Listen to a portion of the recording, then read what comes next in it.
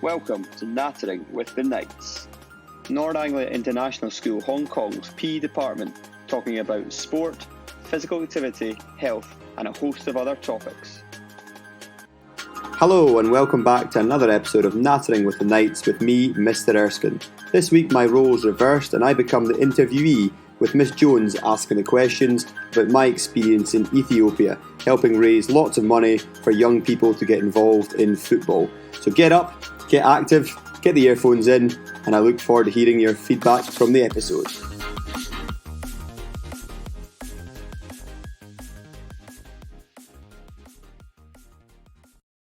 Hello and welcome back to Knattering with the Knights. This week I sit down with our usual host Mr Erskine as we talk about some of his work in Ethiopia. His project involves raising money and awareness for young people in the town of Bishoftu, just outside of Addis Ababa, the capital, to help get them involved in football. The story, which has seen him visit the town 3 times in the past 7 years, has evolved since the project started in 2013, and he has managed to raise £15,000 or 150,000 Hong Kong dollars to help various youngsters get involved in football. The level of commitment that Mr Erskine has shown to his project is impressive. While there have been a number of obstacles over the past few years, he has maintained personal monthly donations to pay the wages of the head football coach of the group. He remains in regular contact with the group and provides support and financial assistance where possible. Welcome, Mr Erskine. Hello. Right, well, let's get this story started. What was the backstory to wanting to get involved in charity work?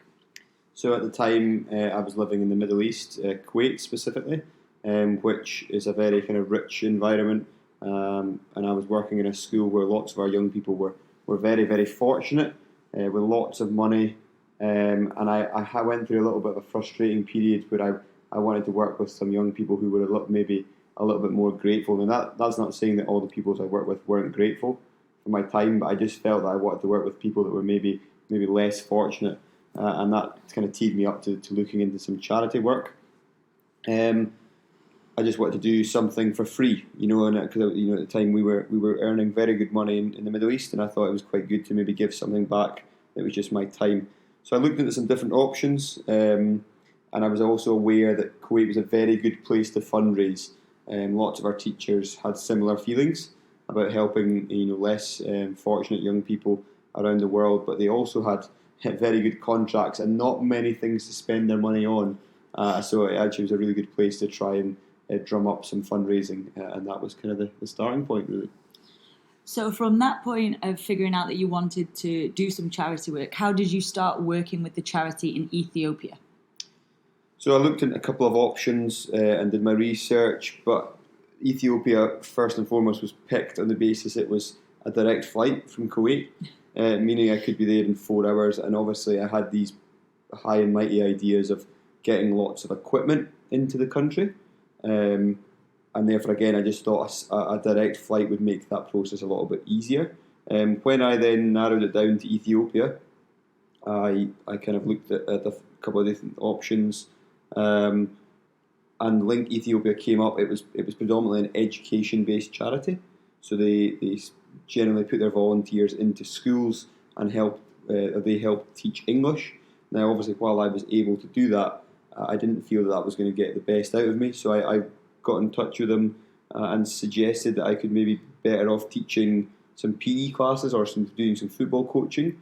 And they were really interested at that different avenue, because obviously I would still be teaching it through English. And that was how the process started, and we kind of got the whole thing going. So the real focus and the pivot point was that it was basically a chance to get more underprivileged young people playing football in an organised and structured way, which hopefully we'll talk a little bit more about as the podcast goes on. Okay, so you've decided on Ethiopia. You're going to work with Link Ethiopia and potentially raise or get more children involved, like through PE and football. How do you then, living in a country like Kuwait, begin to prepare for your first trip to Ethiopia? Well, bearing in mind I didn't really know what I was fully letting myself in for, apart from that I knew I was going for 2 weeks to this little town called Bishoftu, which has since become one of my fondest memories of going back to Ethiopia. So I knew that fundraising was an important part of it. As being a volunteer for the charity, they requested that you I can't remember the exact sum of money that you were asked to try and raise, but it wasn't a huge amount, because again, lots of the people that would volunteer are maybe young students in the UK, and they maybe don't have the capacity to raise a lot. So let's say, for argument's sake, it's £500, and so I knew that was a starting point, and I had to therefore look into some ways I was going to create that fundraising, but also get people in Kuwait involved in some charitable acts, and I was fortunate enough to be able to do that.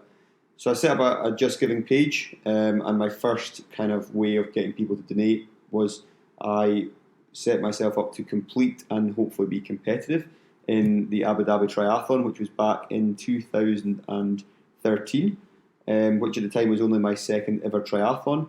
And I also said I would personally match the donation total until the day that I flew to Ethiopia. So I think the triathlon was in the March time. I was flying to Ethiopia in the June, so I had a 3-month window. And I also had a lot of friends at home that liked the sound of this, mainly me being out of pocket. So they started throwing donations in right at the last minute, and it actually went up to £1,000, 10,000 Wow. Hong Kong dollars, and therefore I had to stick to my word and match the donation. So while that had me out of pocket, if you like, it was definitely worth it. I also got pupils at the school involved at the time that we were working at. I asked them to donate their old football kit, tops, boots, shorts, anything at all. But given the kind of affluent nature of the school, the standard and the quality of the kit I was receiving was unbelievable. There was football boots coming in that had been worn once, and they were the brand new Nike Vapors, probably worth 1,000 Hong Kong dollars, and the kids were just bringing them in and going, "There you go, sir, take these with you." And I was like, right, it wasn't this, like when I donate stuff to charity, it's stuff that's potentially been run down and used. Some of the stuff was pretty much brand new, so it was unbelievable what we were going to be able to bring over.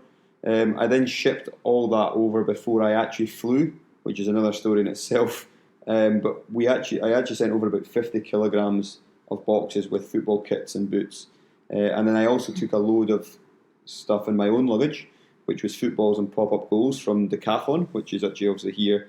It was very big in Kuwait. So that was the kind of preparation work that I put in before I actually got there. It sounds like the students at your previous school really invested in your project by volunteering to donate such, well, what would be deemed as very worthy items, because every kid loves a football kit. You are now, you've got your items that you're going to donate, you've been raising your money, you're about to head off to Bishoftu. Can you talk us through what the experience was like on your first visit to Bishoftu? A little bit of a crazy first experience in the airport. My dad has always taught me to be wary in countries that you've never been before, to always be on your guard, and it's always related some horror stories about passports being taken and pickpockets, etc. And so after a really strange ordeal with tax, first I was in there for about 2 hours getting taxed on the footballs that I brought over from Decathlon, which started off in this process of all the various hurdles that I would experience in Ethiopia.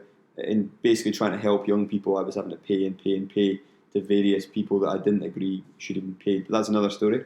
I also then was met by Habtamu, who was the Link Ethiopia member of staff, but I didn't know who was going to be collecting me. I just knew there was somebody. So he didn't have a sign.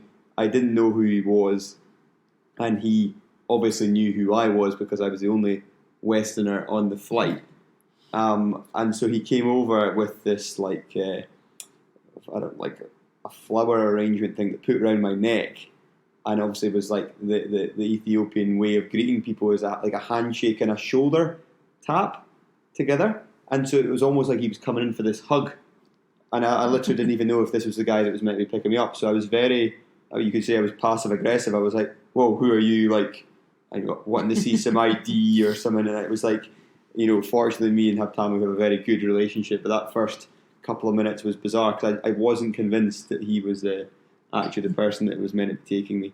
Then I obviously had all this luggage, and again, very naive. I'd just come from the Middle East where you want something, you want to get from A to B, you pick up the phone, you flag down a car, and you get there. And so I had all these bags, and I just assumed that, that the charity was relatively close to the airport, and I would therefore be throwing my bags into the boot of a car, and we would be getting to the to the location. And we weren't. That wasn't the way it was done. We were going to take 3 taxis to get to the office, which is where I was going to be sleeping for the next 2 weeks. But when I say taxis, they're like more like minibuses.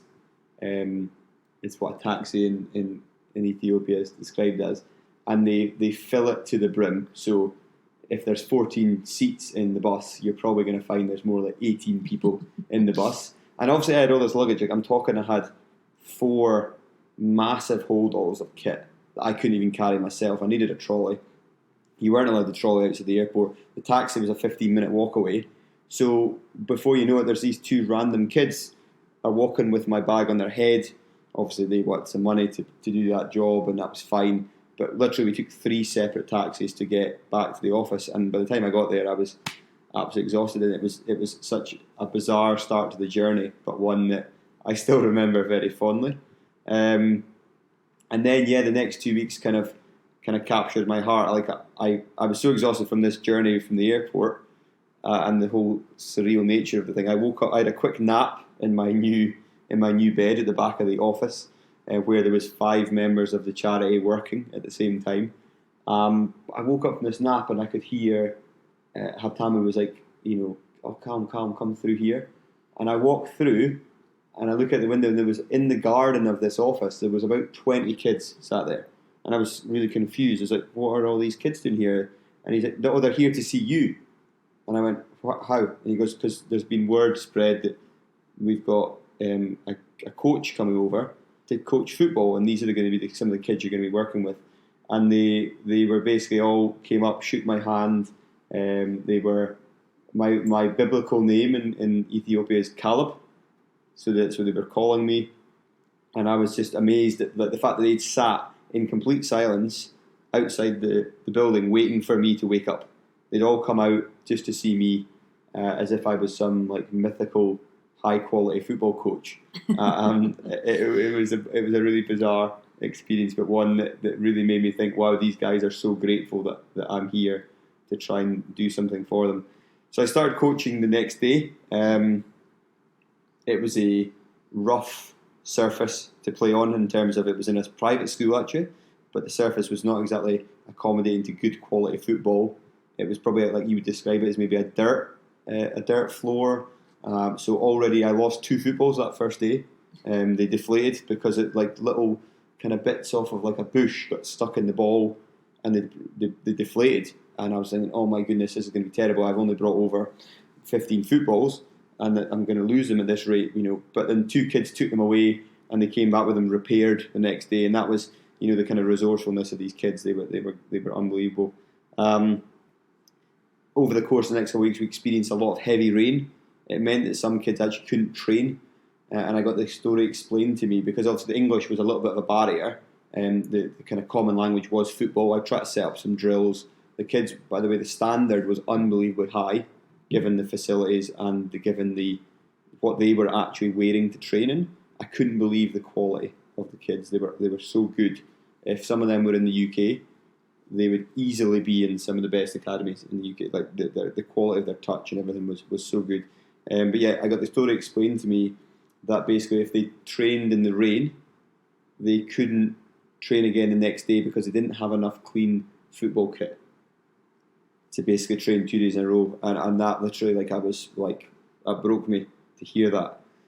So I was adamant I was going to have all the stuff in my bag was basically getting left there, and I was going to give it to these kids. It also wiped out the Wi-Fi this rain, so the entire town went into a power cut for about 3 days, and so I literally no Wi-Fi. Bear in mind the office was the only place in the whole town that had Wi-Fi, so I was spoiled anyway. But I couldn't obviously charge a phone. I think I had a Kindle with me, so I couldn't do anything when I wasn't coaching. So it was a little bit. I almost felt a little bit isolated, a bit of disconnect, which at the time I struggled with. But I think on reflection, it was probably quite good for me to have that. We had huge crowds every time I trained with the kids. We only had 22 in the group, but so many more wanted to be involved. But also the charity had to try and keep it to a sensible number for me to manage, but also to benefit the kids and actually for them to get something. I only had a certain amount of equipment to use, and yet there was just always tons of kids watching these sessions. They were just mesmerised. And then one of the little kids, he still to this day melts me. He's probably not going to be so small now, but he was absolutely tiny. And the group were about 12 to 14 years old, generally speaking, so all similar kind of build and heights. But he was like came up to some of their waists, and I was like, maybe he doesn't need to be in this group because he's probably going to get hurt. And basically what he'd done is he'd lied about his age to get into the group, and then when he was asked about when he basically came clean, he basically admitted that he'd done that, but he was wearing a Celtic top, which I'm a Celtic fan. He was always going to survive that way. And then when he was asked if he should be let to continue, he basically said yes, because I'm very gobas, which is an Amharic word for very clever. And at that point, I was like, right, he's staying. He's absolutely staying in the group. I coached every day, which was great, but I was only for maybe generally two sessions as well, so 2 hours in the morning, 2 hours in the afternoon, because they were on their school holiday, which worked out really well for all of us. One of my other good memories at the time was I did a morning run every day because, again, there was no opportunity for a gym, and I like to think that I try and keep myself fit. I was one of the only, they say, Farangis, which is foreigners, in the entire town, so I did really stand out. And no one really runs with earphones. I mean, there was barely any people with that kind of technology. So I was running my earphones in, and at one point I didn't actually hear them, but I looked to the side and I've got about 5 kids running in bare feet beside me. And at the time I was moving like pretty quickly, I hope. But these kids were running beside me, full speed, bare feet, and trying to hold a conversation with me about, they were just basically testing their English out. And they lasted for about 2 kilometres, like running along. And I was also like, have you not got somewhere to go, guys? But yeah, if you've never seen the movie Ali, where Will Smith plays Muhammad Ali, it felt a little bit like that. Maybe not on the same scale, but I did feel like a bit of a celebrity. And then the unfortunate aspect of that 2 weeks was the shipping. So obviously that 50 kilograms of boxes I'd sent over didn't actually ever make it. Did make it out eventually, but not while I was there. So I had all this extra kit, balls, boots that I wanted to distribute to these kids that I was working with, and unfortunately, despite multiple backhanded bribes, we were unable to get it out of shipping. It turns out in Ethiopia it's illegal to bring in used goods because it can damage the economy. So basically, it would stop those kids from potentially going and buying brand new stuff, which obviously none of them were going to do. So I partially disagreed with this, but that was ultimately a political thing that I had no control over. It was about 2 months later, they managed to finally get out of customs, probably with some of it a little bit less. We had to probably pay off some guys to get that. But yeah, some of those photos are the best I've ever seen, or I have, seen all those kids with brand new matching team kits.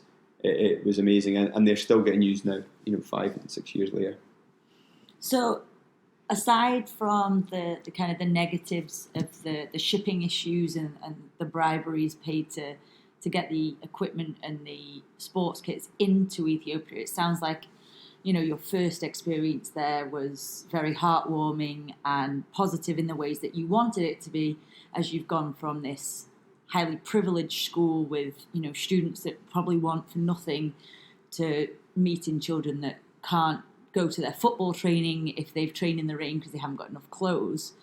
It's definitely left a positive mark on you. So you're hooked here into Ethiopia. You like working with Link Ethiopia. What are the next steps? So yeah, obviously I wanted to go back as soon as I possibly could. So I wanted to really build on that momentum that I had. So I booked to go back the following February, which was February 2014. I built another fundraising page after the success of my first one and thought I could really make a bigger dent into the fundraising because, again, I realised that unfortunately the big thing these guys needed, apart from just my time, and I can only give them so much when I've got a contract in the Middle East to teach for 9 months of the year, what they really needed was money because they needed to move forward, and even just to give them another football kit so they could train more often. So I had a 10-month fundraising page where I said I would do a new challenge every single month. So I was going to do 10 challenges in 10 months. The final challenge was an Ironman 70.3, which was going to take place in Malaysia. And all the challenges that built up towards that were in between. So I basically was trying to put myself into some kind of physical discomfort in a number of these to try and get people to donate on that basis. Some of our fantastic staff and still very good friends of ours at our school helped with some fundraising race nights, and again they made some huge sums of money because again in Kuwait it's different culture where there's no bars and these kind of aspects for people to spend their money in, so therefore to do it in a race night in somebody's apartment is a good way of doing it. Managed to raise £4,000, so about 40,000 Hong Kong dollars in the 10 months, and then I actually took you with me to see what I was talking about, because obviously I'd raved about it at work for a long time, and obviously you then got the opportunity to see. So we worked with the same football groups, which obviously I love to see the progress that the boys had made, but we also spent some time teaching PE in schools, so maybe you can talk a little bit about some of your experiences that we had. Well, yeah, firstly, I mean, I think arriving there, like you said, you kind of get that experience at the airport of like, oh my God, what are we doing? And you've got that long drive out to Bishoftu on the cramped taxi. I remember having my knees pretty much under my chin for about an hour and a half, cramped in besides a chicken and 5 children. But once, like you said, you arrive in Bishoftu and you meet the children, like everything changes. It was one of the most amazing experiences of my life. I'm very glad that I went to experience it with you. But I also think, like you said, as a teacher, we've been very lucky to work in some very affluent countries and affluent schools, and then to go to this school where you can see children just basically so excited to go to school, but they are wearing their pajamas, they're not wearing shoes, they might not have had a change of clothes for a couple of days, but they are smiling, they want to improve their English, they come running out to PE. I think we had in one PE lesson about 70 children and one ball, and basically the PE teacher was almost like, yeah, you split them and then they just play. And I was like, they play what, 35 versus 35? So we just did some very simple games that we would use as warm-up activities, but they got a chance to develop their English. They were thinking about colours, they were thinking about numbers. And at the end of that day, I remember 4 of the little girls that walked us all the way back to where we were staying, which was about a 30-minute walk away. And they were like, are you coming back tomorrow? Are you coming back tomorrow? And telling them no was probably the hardest thing I've ever had to do, because they were devastated that we weren't coming back. And it was just a little bit of a realization that as a teacher you can have such an impact on people, but these children were so grateful for that time we gave them, and we were probably only there for 2 hours, I think. Another fantastic experience was obviously the boys you worked with when the coaching of the football. Now, I'm not a great football coach, so I kind of took the opportunity to almost take photos and just step back and watch it and enjoy seeing you coaching them. But I remember when we were walking back from dinner one night, and it gets very, very dark in Bishoftu when the sun's gone. There are very, very minimal street lights, and from where I've grown up back home, if you were walking in the dark and you saw a group of teenagers walking towards you, it could be quite intimidating. And I remember almost like tapping you on the arm, being like, Callum, there's a big group of people coming towards us.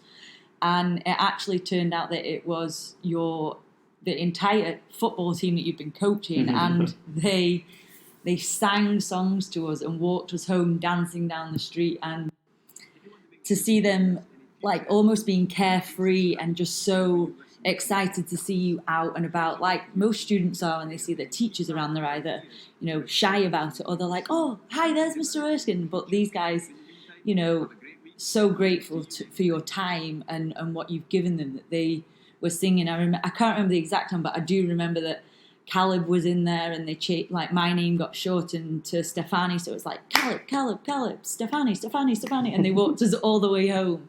And I just remember, like, sleeping so well that night because it was just such a lovely, lovely experience. You're just so happy. Yeah, always happy. Like, you know, they don't have a lot. Like, they really don't. But yet they show up when they're supposed to for their training sessions or for school.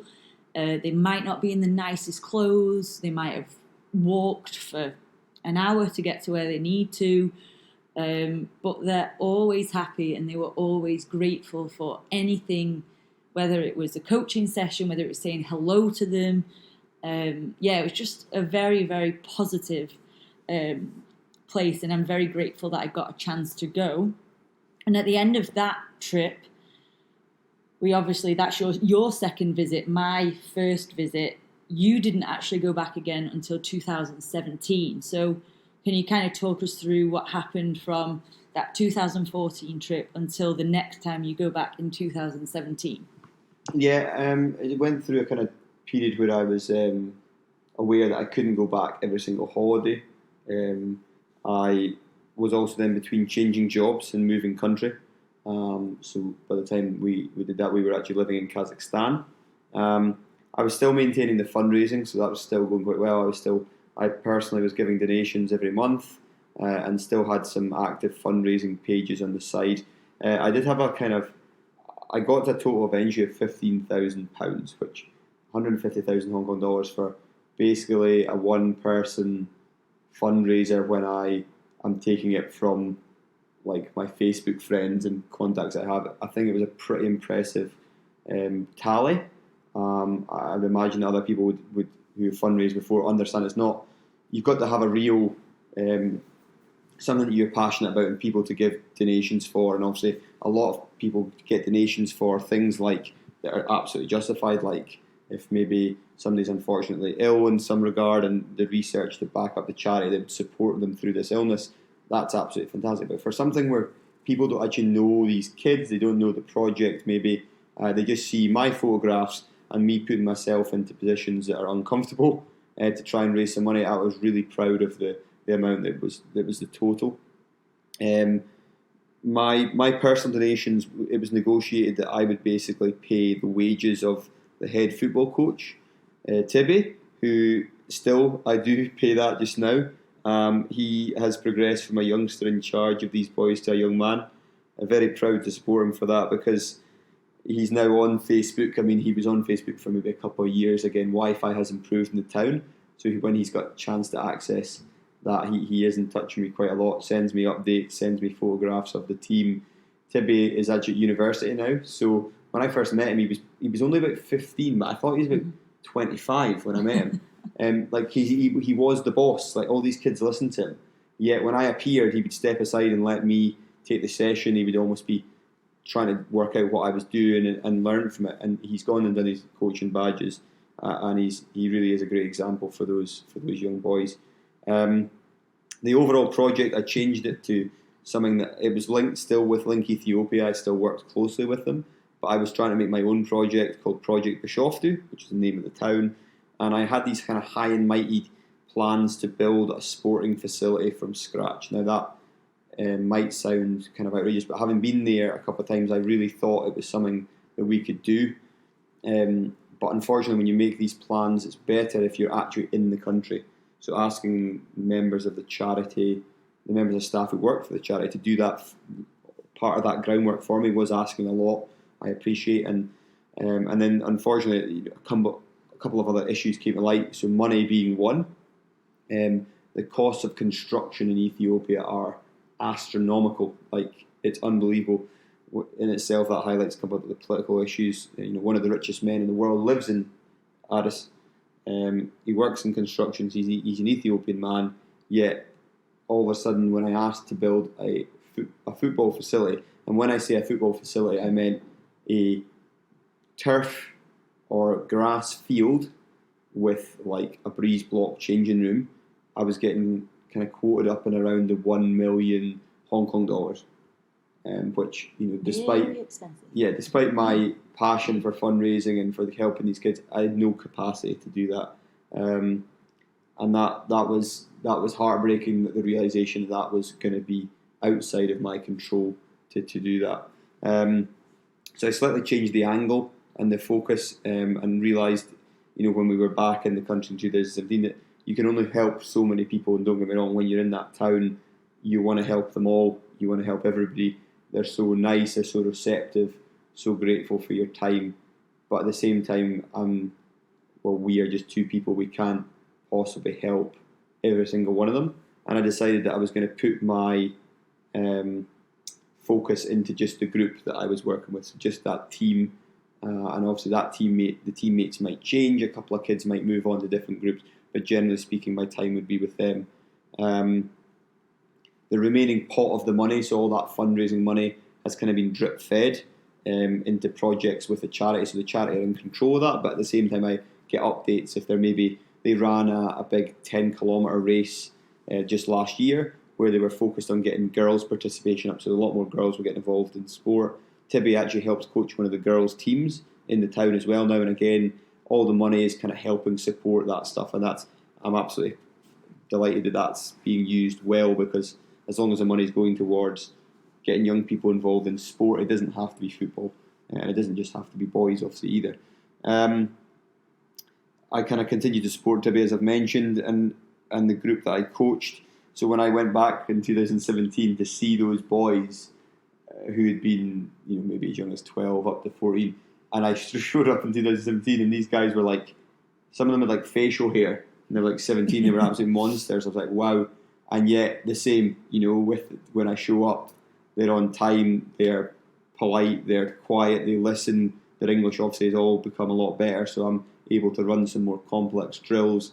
Obviously their football ability has improved hugely as well, with the help of Tibby coaching them, and it was again amazing experience. Every time I got the chance to coach, it was amazing. The other bits either side of the coaching were frustrating, because I realised I was getting roadblock after roadblock in terms of trying to move the project forward. With COVID and the worldwide economy, and less donations overall into charities, Link Ethiopia have actually had to merge with another charity. They're now called Together We Learn Ethiopia. So again, their focus is on education. Obviously a massive part of it. They do such a good job for schools in Ethiopia. They help build fresh water wells in schools so that kids can also drink fresh water when they're there. Improved toilet blocks and sanitisation within schools that are all government schools, just to help that process and make the experience beneficial for the kids. So again, sport and PE is not necessarily at the forefront of the charity's mind, and again, as they've maybe cut costs, my project is not necessarily top of the pile, so I've had to do a lot of it through Tibby directly, which has been maybe more difficult with the communication, but we've certainly made some progress. So just highlight the charities, the challenges of charity work to me, especially when you're not in the country. So I'm aware that there's only so much I can do as one person, but working with Tibby now closely, hopefully we can keep the progress moving forward. Yeah, I think being a part of that trip again to 2017, it was quite difficult to see you experience those frustrations in realising that the plans you had for Project Bishoftu were probably a lot further away than you ever thought they would be, when we obviously found out, a breeze block cost a ridiculous amount of money when we're so used to thinking that it's easily accessible. It was quite hard to sit there and see you have to almost rethink your plan. But then again, when you got to spend time with the boys that you've coached and Tibby, you could see that, that was probably the best way to move forward for yourself. So from this point forward, you've now reevaluated what Project Bishoftu will mean. You are thinking about just focusing on the football, coaching boys, whether it's the girls as well that come along, but expanding that, I suppose, and obviously helping Tibby as much as possible. What's the future? What goes on from now? Yeah, so obviously everything's probably down on a smaller scale. COVID has put the kind of barriers up for a few things, but I'm hoping to support Tibby through his coaching badges. He's shown a real enthusiasm. He's at university studying sports science, as far as I'm aware, or a variation of that degree, but is very keen to maintain his coaching, as he thinks that's maybe a good career path to go down. And so I'm happy to try and help him through that process. as best as I can. I mean, again, Addis in Ethiopia is not maybe a prominent place for coaching badges to take place, but we're looking to try and help him as much as we can. Within that, then he can obviously help create a new cycle. So obviously if he can get a new batch of young people to get involved, obviously the group that I worked with are now not so small, and our young men, so are going to naturally move on to other things. But again, if he can get some of them involved in the coaching aspect, then that momentum and that cycle can continue, and we start again with a new young group of young people. I've not given up hope of going back again, but I'm acutely aware of the challenges, and I want to be realistic. I don't want to go there and be kind of really disappointed again with the amount that I can do and the impact I can make. Fundamentally, the biggest donation you can make is that of your time. So I am aware of that. I am very aware that if I go back, even with empty pockets and no equipment for them, they would still be delighted to see me and delighted to be part of a coaching group. Obviously, they do love the financial support and the equipment, but it's the time they love. They love being coached. They love being taught, and obviously, so do I. I love being part of that process. It was so beneficial for me as well. The language barrier is definitely there. So online communication and provisions have improved in the town, but this isn't something that's maybe sustainable. So it's really a place that if you want to make an impact, you've got to be there. So I think I've got to be aware of that as well in terms of the big picture and thinking about what I can do in the future. Yeah, definitely true. Obviously, having experienced Bishoftu itself, it's a place that you could easily see yourself wanting to stay there to try and help as many people as you can, but you also have to be realistic in terms of the amount of people that you can help and how you can do it to the best of your ability. So as we come to a close on this episode and this story, what would you say are any takeaways for our listeners today? My big one would be just try and get out there and make an impact for people that are less fortunate for you. So, while I've done something maybe on this scale, it doesn't have to be that scale, but yeah, people that even that you know of, or even in the city or the town that you live in, there's definitely people less fortunate, and just try to help them out and make an impact in their lives in a positive way. It doesn't always have to be frequent, it can be infrequent, but again, it's such a beneficial process for both. You feel better about yourself, you get a lot out of it, but obviously so do they, because you're trying to help bridge that gap between you. And obviously I love to talk about this project, I love to talk about my experience in Ethiopia, so if anybody's got any questions they would like to ask me at a different time, or I would be absolutely delighted to shed some more light on this, because it's something I really still feel passionate about and love to talk about.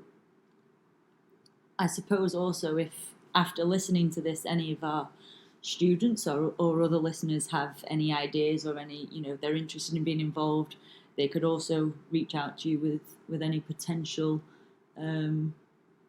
fundraising ideas or other aspects that we could look into. That would be greatly appreciated. Well, thank you very much for your time today and sharing that experience with us of your time in Ethiopia and your project Bishoftu.